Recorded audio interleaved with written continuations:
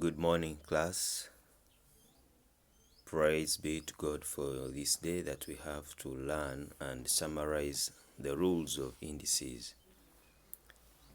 I have some flu, but thank God I cannot pass it on with this remote teaching.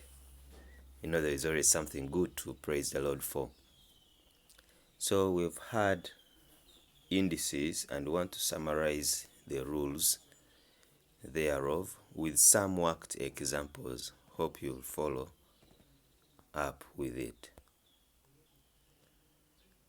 The first one talks about multiplying numbers with similar bases, and as we said, we add the powers. We have an example there: 3 squared times 3 to the power 4. You can see that we have to multiply 3 to the tune of 6 times by itself, and in essence that implies we are adding the powers. 3 squared times 3 to the power 4 gives 3 to the power 6.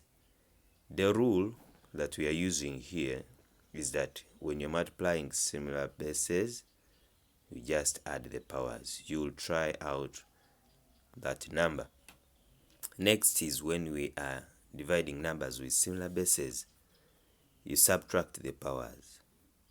In the example, we have 3 power 4, 5. 3 power 5 divided by 3 squared. You can see that that reduces to 3 cubed. And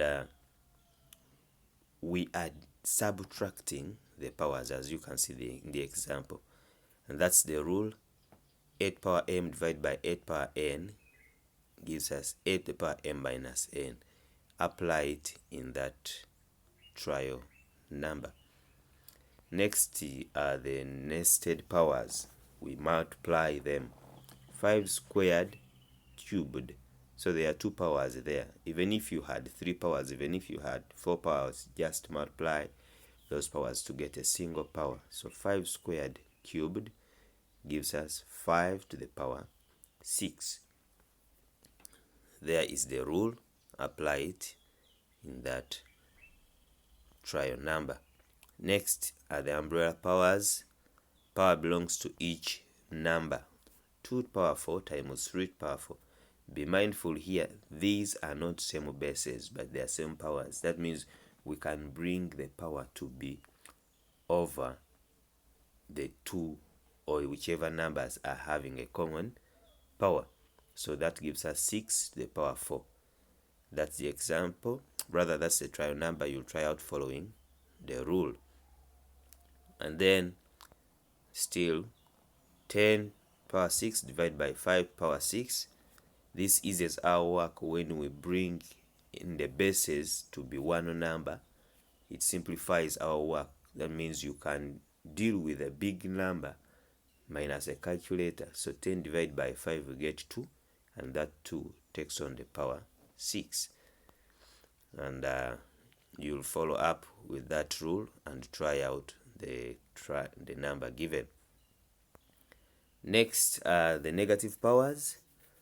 When the power is negative, you can negate it. That means you can change it to be positive, and then you reciprocate the number, implying even if the power was positive, you can make it negative by reciprocating the base.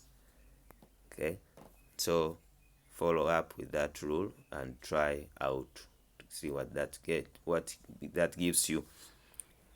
Still negative powers, reciprocate the base and negate the power. We have 2 out of 5. The power is negative 2. This will become 5 out of 2, and the power becomes a positive 2. Follow up with that rule and try out 0.5, the power negative 3. Remember, the decimals can be converted into a fraction, which later on you can be able to reciprocate. So 0.5 would be 5 out of 10, or that can reduce to a half. You have the 0 power that gives a base of 1. Any number to the power 0 is always 1. So follow up and try out that 17 power 0. A number without any power indicated implies that the power of 1, 7 is the same as 7 to the power 1, or 7 power 1 is the same as 7. So you will be able to use that to follow up with that. Try a number. Then the denominator in fractional power means root of a number. Follow up through that. 27 to the power a third.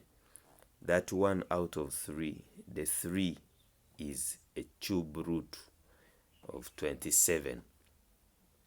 Follow up with that to get the 5th root of 32. And then denominator in fractional power means root of a number, and the numerator will be the power. 27 to the power 2/3 means cube root of 27, and then you square your result, and you try that, get the 5th root of 32, and then cube your answer. Okay, I want to thank you and request you to try out these numbers. There are 10 numbers in total. Try out and later on check out to see if your answers are correct as per the next page. Thanks. God bless you.